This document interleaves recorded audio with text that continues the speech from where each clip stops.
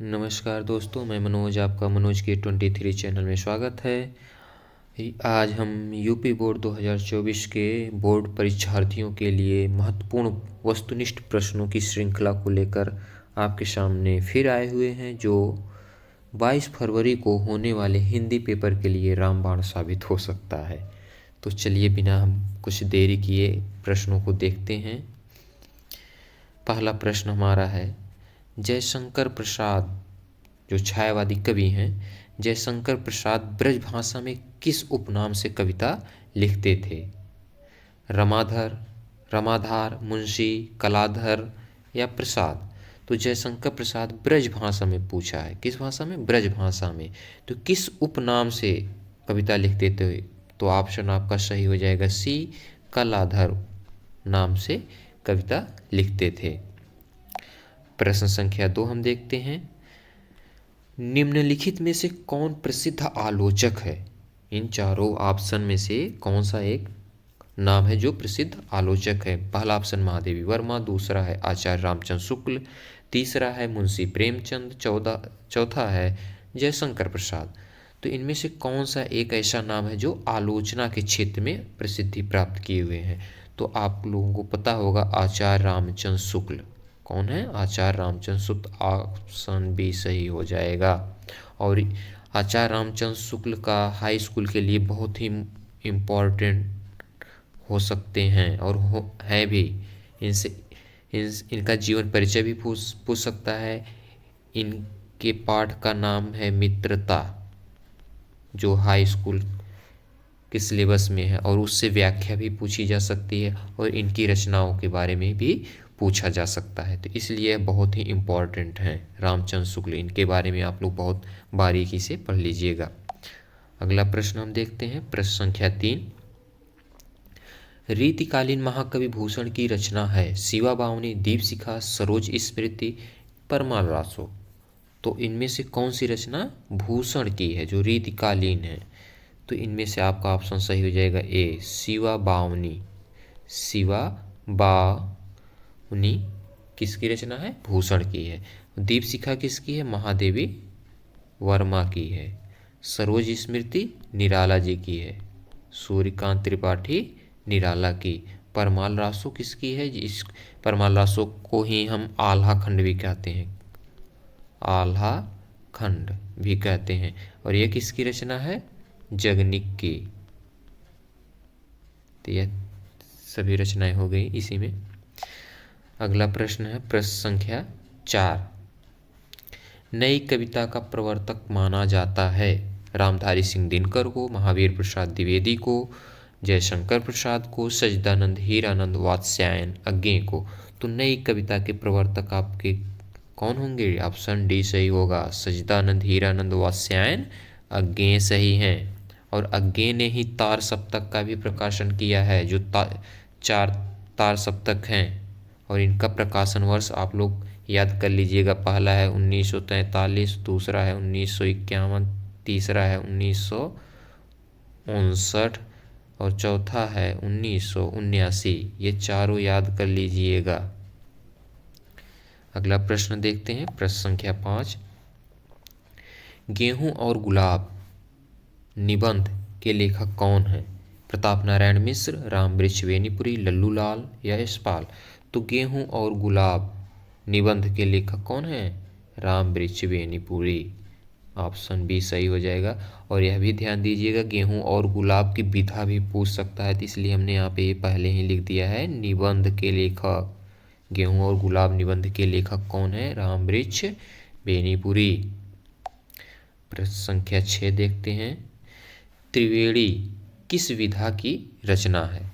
त्रिवेणी किस विधा की रचना है? निबंध, नाटक, आलोचना या उपन्यास? तो त्रिवेणी आलोचना विधा की रचना है। इसके लेखक कौन है? रामचंद्र शुक्ल हैं। कौन है? रामचंद्र शुक्ल जी हैं। और त्रिवेणी में किसकी आलोचना की गई है? सूर, तुलसी और जायसी की। इन तीनों की आलोचना समीक्षा की गई है, रामचंद्र शुक्ल की रचना है। अगला प्रश्न देखते हैं, प्रश्न संख्या 7, निम्न में से कौन सी रचना डॉक्टर राजेंद्र प्रसाद जी की है? डॉक्टर राजेंद्र प्रसाद जी की है। ये हमारे भारत के पहले राष्ट्रपति थे। तो ये पहला ऑप्शन है शिक्षा और संस्कृति, मेरी यूरोप यात्रा, इंडिया डिवाइडेड या उपयुक्त सभी। यह सभी इनकी रचनाएं हैं। शिक्षा और संस्कृति, मेरी यूरोप यात्रा, इंडिया डिवाइडेड, ये तीनों ही रचनाएं किसकी हैं? डॉक्टर राजेंद्र प्रसाद की। इसलिए ऑप्शन आपका डी सही हो जाएगा। प्रश्न संख्या 8 देखते हैं। भगवत शरण उपाध्याय किस युग के लेखक हैं? भारतेंदु युग, द्विवेदी युग, शुक्ल युग या शुक्लोत्तर युग? तो भगवत शरण उपाध्याय किस युग के हैं? शुक्लोत्तर युग। ऑप्शन डी सही हो जाएगा। इनकी एक रचना सिलेबस में 10th में है, अजंता। कौन सी रचना है? अजंता। और शुक्ल युग को और कौन सा युग कहते हैं? छायावादी युग। छायावादी युग भी कहते हैं। अगला प्रश्न, प्रश्न संख्या 9 हम देखते हैं। श्याम नारायण पांडे किस रस के कवि हैं? श्याम नारायण पांडे किस रस के कवि हैं? वीर रस, करुण रस, हास्य रस और भयानक रस। तो किस रस के कवि हैं? यह वीर रस के कवि हैं। श्याम नारायण पांडे वीर रस के कवि हैं। इनकी वीर रस की कविता है जौहर, हल्दी घाटी, हल्दी घाटी। यह दोनों रचनाएं इनकी बहुत प्रसिद्ध हैं। प्रश्न संख्या हम 10 देखते हैं। किस कवि को प्रकृति का सुकुमार कवि कहा जाता है? किस कवि को प्रकृति का सुकुमार कवि कहा जाता है? जयशंकर प्रसाद, मुंशी प्रेमचंद, सुमित्रानंदन पंत या सूर्यकांत त्रिपाठी निराला? तो आपका ऑप्शन सही हो जाएगा सी, सूर्यकांत त्रिपाठी निराला। इन्हीं को प्रकृति का सुकुमार कवि कहा जाता है। अगला प्रश्न है, यह व्याकरण से आ गया प्रश्न। पीपर पात सरिसमन डोला में कौन सा अलंकार है? उपमा, रूपक, उत्प्रेक्षा या यमक अलंकार? तो इसमें आपका उपमा अलंकार हो जाएगा। कौन सा अलंकार? उपमा अलंकार। उपमा अलंकार क्या कहता है? उपमा अलंकार की परिभाषा क्या है? जहाँ किसी एक वस्तु की किसी दूसरे वस्तु से, किसी एक वस्तु की किसी दूसरे वस्तु से गुण, धर्म, स्वरूप के आधार पर समानता या तुलना की जाए तो वहाँ पे उपमा अलंकार होता है। तो इस उपमा अलंकार के कभी कभी पूछता है कितने अंग हैं? तो इसके 4 अंग हैं। कौन कौन से हैं? उपमेय, उपमान, साधारण, धर्म और चौथा है वाचक शब्द। तो इनको भी याद कर लीजिएगा। ये 4 इस उपमा के अंग हैं। और इसमें इस उदाहरण में यदि हम देखा जाए तो इसमें उपमेय आपका मन हो जाएगा, उपमान आपका पीपर पात हो जाएगा, पीपर पात पीपल का पत्ता, साधारण धर्म आपका हो जाएगा डोला ये, और वाचक शब्द हो जाएगा सरिस। अगला प्रश्न देखते हैं, प्रश्न संख्या 12। करुण रस का स्थायी भाव क्या है? उत्साह, शोक, क्रोध या भय? तो करुण रस का स्थायी भाव शोक है। क्या है? ऑप्शन बी सही हो जाएगा, शोक। उत्साह किसका है? यह वीर रस का स्थायी भाव है। क्रोध किसका है? यह रौद्र रस का स्थायी भाव है। भय किसका है? यह भयानक रस का स्थायी भाव है। ठीक। तो और किस रस को रसराज कहा जाता है? तो वह श्रृंगार रस को कहा जाता है। किसको? श्रृंगार रस को। श्रृंगार रस का स्थायी भाव रति होता है। चलिए प्रश्न संख्या हम 14 देखते हैं। चौपाई छंद किस छंद के अंतर्गत आता है? मुक्तक छंद, मात्रिक छंद, वर्णिक छंद, इनमें से कोई नहीं। तो चौपाई छंद आपका मात्रिक छंद के अंतर्गत आता है। ऑप्शन बी सही हो जाएगा। और चौपाई छंद में के प्रत्येक चरण में कितनी मात्राएं होती हैं? 16-16 मात्राएं होती हैं। चौपाई छंद के प्रत्येक चरण में 16-16 मात्राएं होती हैं। अगला प्रश्न, प्रश्न संख्या 14 देखते हैं। पर्यावरण शब्द में प्रयुक्त उपसर्ग कौन सा है? पर्यावरण, परि, प्रा। तो पर्यावरण में आपका परि उपसर्ग है ऑप्शन नंबर सी, परिधन आवरण। इसका यदि अलग अलग शब्दों में संधि विच्छेद किया जाए, परिधन आवरण, तो इसमें आपका परि उपसर्ग होगा। अगला देखते हैं प्रश्न संख्या 15। चंद्रशेखर में कौन सा समास है? द्वंद्व समास, कर्मधारय समास, तत्पुरुष समास, बहुव्रीहि समास। तो चंद्रशेखर का पहले हमको समास विग्रह आप पता होना चाहिए, तो इसका समास विग्रह क्या होगा?